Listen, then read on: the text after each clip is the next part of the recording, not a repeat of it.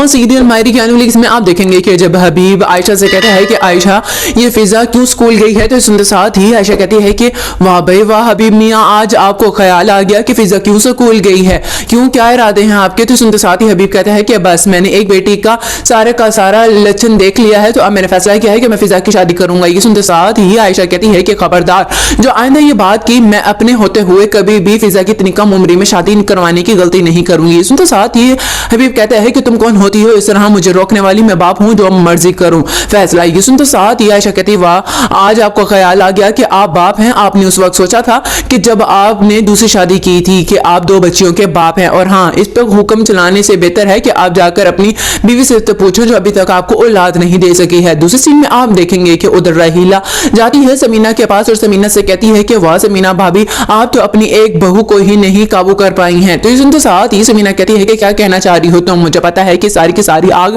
लगाई हुई तुम्हारी ही है। ये सुनते साथ ही रहीला कहती है कि आग किसने लगाई है किसने नहीं, लेकिन सच तो सामने आ गया है और आपकी गैरत तो देखें कि आप और आपका बेटा तो अभी भी एनी को बिल्कुल ही इज्जतदार और सच्चा समझकर बैठे हुए हैं। जब वो भागेगी ना कल को तो फिर आपको अकल आएगी। तो सुनते साथ ही समीना कहती है कि इस घर की बहू बेटियां कम से कम इस तरह की तुम्हारी जैसी घटिया हरकत नहीं करती हैं। ये सुनते साथ ही रहीला कहती है कि आप तो कुछ ज्यादा ही हद से बढ़ के बदतमीजी करती हैं। लास्ट में आप देखेंगे कि जब फाकिर की दादी फाकिर को बुलाती है और फाकिर से कहती है कि फाकिर बस बहुत हो गया, हमने तुम्हें बहुत ज्यादा नोट किया है लेकिन तुम हो कि अपनी बीवी के आगे बोलते ही नहीं हो। ये सुनते साथ ही फाकिर कहते हैं कि दादो आपको क्यों नहीं समझ आती है कि बीवी के आगे बोलना और उसमें रोब चलाने का हरगिज ये मतलब नहीं कि आदमी बहुत ही ज्यादा गैरतमंद है।